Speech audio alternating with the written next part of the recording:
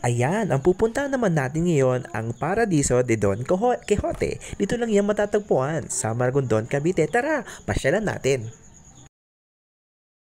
Oh, kung mapapansin ninyo, ang aliwalas tingnan, ang lawak ng Don Quixote. Nabubulol ako? Tignan nyo naman. Oh, ramdam na ramdam ang kapaskuhan dito. Tara, pasok pa tayo. Galaan natin. Oh, makikita nyo naman, napakaganda. Oh, 'di ba? Kaya lamang dito, makikita ninyo ang isang malaking hanging bridge. Hindi kayo makakapunta dyan. Kasi naman may bayad, 100 ata. Pero, ayan nakita nyo naman, Don Quixote. Nakikita nyo naman, napakadaming tao. Pila nga pala ang pagpunta dyan sa hanging bridge na yan.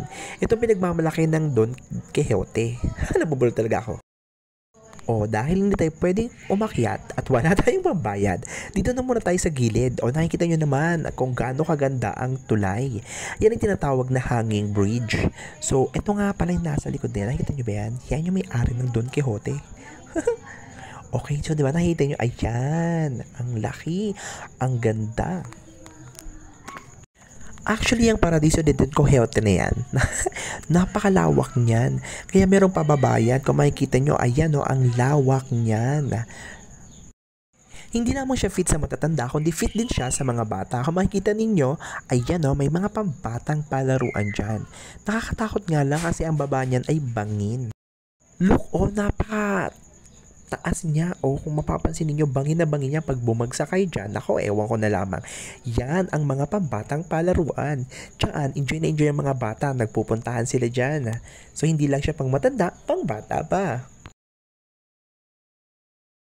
O ayan, kung gusto mo na mapagod ang araw mo, pero naman yung mga activities dyan. Pwede kayong umakyat, pwede kayong trampoline, kung anong gusto nyo gawin, meron dyan mga activities. Meron pang mga naglalarong bata, di ba? Nakakasuka. Basta tandaan ninyo, iba yung pag-iingat ang kailangan upang hindi kayo masaktan. Yun lamang.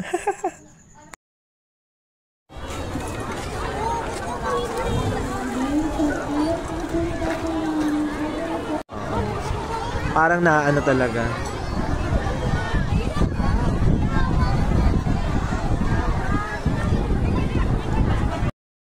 At dahil pagod na kami, paalis na kami. Salamat po.